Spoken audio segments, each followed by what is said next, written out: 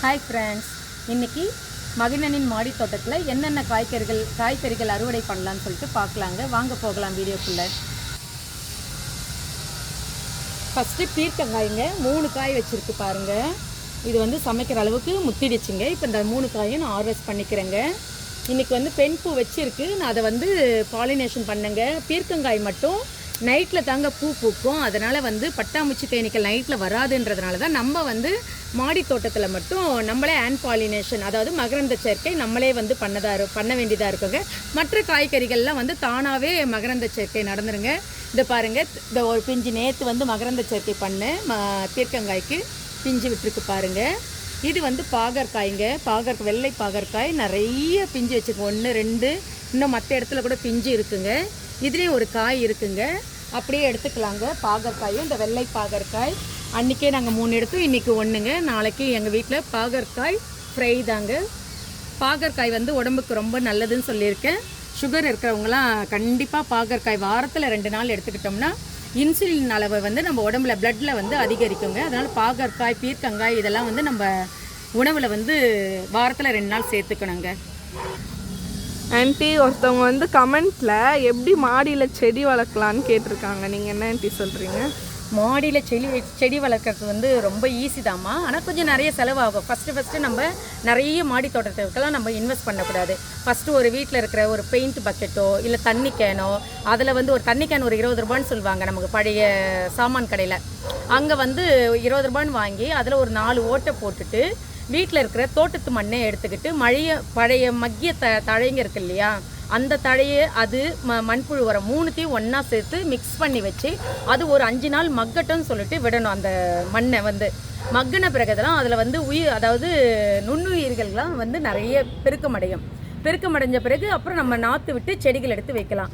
நாற்று எப்படி விடுறதுன்னா, கத்திரிக்காய், தக்காளி, பச்சை மிளகாய் இது 3 மட்டும் எப்போவுமே ஒரு சின்ன தொட்டியில் மண் கலவை பண்ணி அதில் வந்து விதையை போட்டு நாற்று விட்டுட்டு ஒரு 21 நாள் கழித்து எடுத்து தான் மற்ற தொட்டிக்கு நம்ம மாற்றி வைக்கணும். மற்ற செடிகளோட செடியெல்லாம் எப்படி வைக்கலான்னா, விதைகளை ஸ்ட்ரெயிட்டாகவே நம்ம தொட்டியில் வந்து மண் கலவை பண்ணுறோன்னா ஸ்ட்ரெயிட்டாகவே விதையை ஊனிட்டோம்னா அந்த விதை வந்து நமக்கு முளைச்சி வந்துடும். ஆனால் மாடி தோட்டத்தில் வளர்க்குறதுன்றது கஷ்டம் இருந்தாலும் வளர்க்க நமக்கு பழகிடும். ஃபஸ்ட்டு எனக்கு வந்து இதெல்லாம் ரொம்ப கஷ்டமாக இருந்தது. ஒரு 2 வருஷத்துக்கு முன்னாடி ஃபஸ்ட்டு நான் ஆரம்பிக்கும் போது ஒரு 4 தொட்டியில் தான் ஆரம்பித்தேன். இப்போ எனக்கு இது எப்படி பண்ணணுன்றது பழகிடுச்சு. ஆனால் மண்கலவை வந்து முக்கியங்க. மண்கலவை தரமாக நம்ம பண்ணிட்டோம்னா செடிகள் வந்து நல்லா வளருங்க. மாடி தோட்டத்தில் நிறைய காய்கறிகள் நம்ம எடுக்கலாம். நஞ்சு இல்லாத காய்கறியை நம்ம சாப்பிட்லாங்க. ஓகே தர்ஷினி? ஓகே. அதே இது கத்திரிக்காய் எடுத்துக்கலாமாடா? சரிங்க. கத்திரிக்காய்லாம் வந்து நிறைய நோய் வரும். நோய் நிறைய வரும். அதனால் கத்திரிக்காய் வளர்ப்பு தான் ரொம்ப கஷ்டம்னு சொல்லுவாங்க. ஆனால் வந்து எனக்கு கத்திரிக்காய் வந்து ஈஸியாக வருதுங்க. அது என்னன்னு தெரியல, எல்லாரும் கத்திரிக்காய் கஷ்டம்னு சொல்லுவாங்க. ஆனால் எனக்கு கத்திரிக்காய் வந்து ஈஸியாக தான் வளருது. அதில் மாவு பூச்சியும் அஸ்வினி பூச்சி மட்டும் வருங்க. அதை மட்டும் நம்ம கண்ட்ரோல் பண்ணிடணுங்க. அதில் மீன் அமிலம் இதெல்லாம் வந்து ஸ்ப்ரே பண்ணிட்டோம்னா, புளிச்ச மோர் இதெல்லாம் அப்பப்போ யூஸ் பண்ணணும்.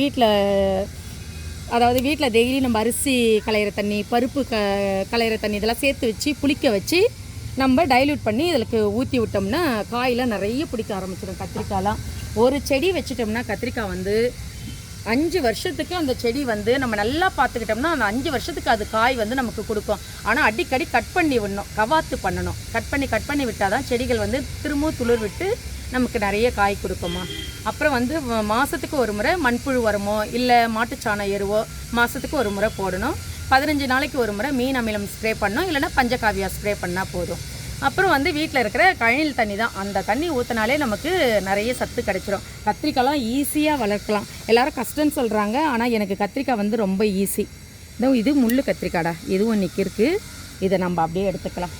முள் குத்துதுடா, எவ்வளோ அழகாக இருக்குது பார்த்தியா. இப்போ தான் நம்ம கத்திரிக்காய் எடுத்தோம், திரும்ப கத்திரிக்காய் வந்துருச்சு. இப்போ கமெண்ட்டில் ஒரு சிஸ்டர் வேறு கேட்டிருந்தாங்க, நெல்லிக்காய் செடி வந்து நீங்கள் ஒட்டு செடியாக வளர்க்குறீங்களா இல்லை விதை போட்டு வளர்க்குறீங்களா அப்படின்னு சொல்லிட்டு. அப்புறம் டெரேஸ் கார்டனில் வளர்க்கலாமான்னு சொல்லிட்டு கேட்டாங்க. கண்டிப்பாக மாடி தோட்டத்தில் நல்லா வளர்க்கலாம். நான் வச்சுருக்கிறது வந்து ஒட்டு செடி தான். அந்த ஒட்டு செடியிலே தான் நமக்கு நிறைய காய் வச்சுருக்கு. ஒரு 6 மாதம் ஆனால் காய் கொடுக்கறதுக்கு. ஆனால் மெயின்டெனன்ஸ் நிறைய பண்ணோம். அதை வந்து நல்லா மெயின்டெனன்ஸ் பண்ணிகிட்டே இருந்தோம்னா தான் டெய்லி தண்ணி ஊற்றுறது, எதனா பூச்சி வந்திருக்கா, ஏதாவது இலைக்கடியில் நிறைய பார்க்கணும், பூச்சி ஏதாவது இருக்கா அந்த மாதிரிலாம் பார்த்தோம்னா தான் நமக்கு தெரியும். ஒரு குழந்தைய வளர்க்குற மாதிரி தான் மாடி தோட்டத்தில் செடிகள் வளர்ப்பது என்பது. இது பச்சை குண்டு கத்திரிங்க, திரும்பவும் வந்து காய் வச்சுருக்கு எனக்கு. இந்த 2 நாள்லேயே பாருங்கள் நல்லா இது கொஞ்சம் முத்திடுச்சுங்க. அழுத்தி பார்த்தா நமக்கு தெரியுங்க.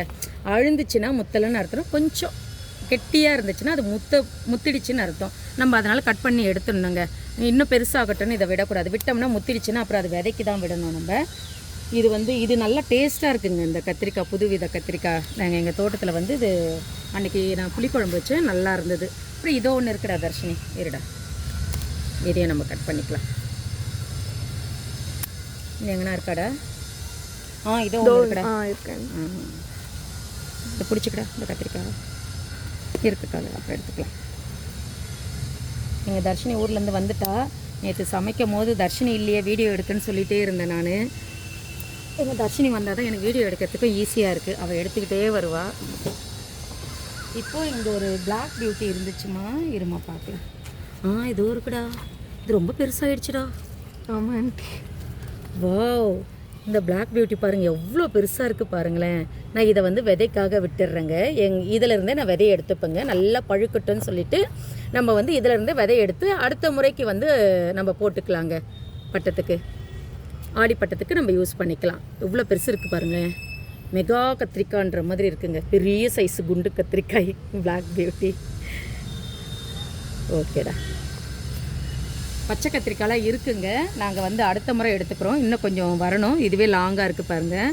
இன்னும் கொஞ்ச நாள் ஆகட்டும். இதெல்லாம் நாங்கள் எடுத்துக்கிறோம். ஒரு 2-3 நாளில் திரும்பவும் கத்திரிக்காய் எங்களுக்கு கிடைக்குங்க. இதே கோவக்காய் எடுத்துக்கலாம்டா.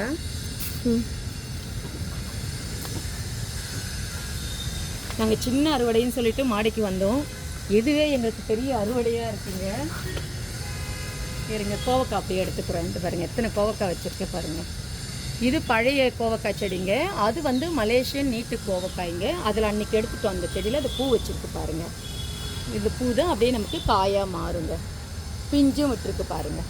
இதெல்லாம் பிஞ்சு இருக்குது பாருங்கள். மலேசியன் நீட்டு கோவக்காயில் பிஞ்சு இருக்குங்க. எங்கேயும் கோவக்காய் இருக்குடா, இதோ இருக்குது.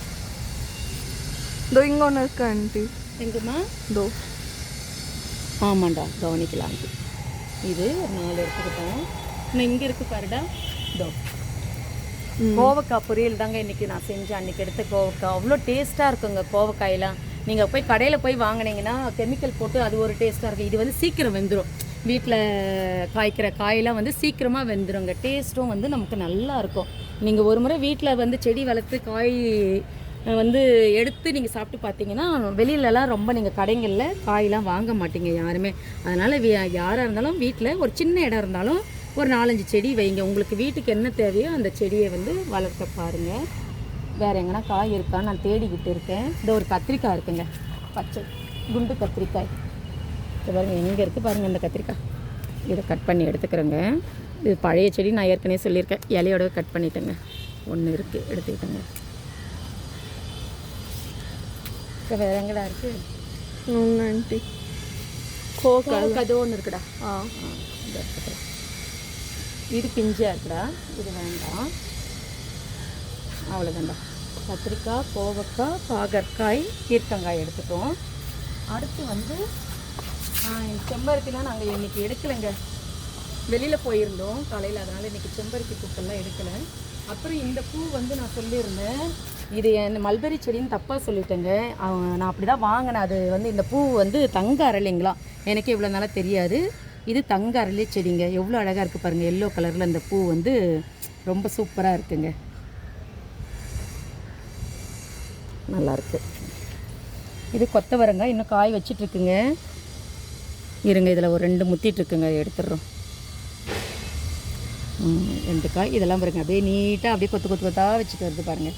ஹைட்டு போயிட்டே இருக்குங்க. இன்னும் கொஞ்சம் நீளமாக நான் குச்சி வச்சு கட்டணுங்க. இன்னும் இதெல்லாம் வந்து நாங்கள் வச்ச தக்காளி செடி.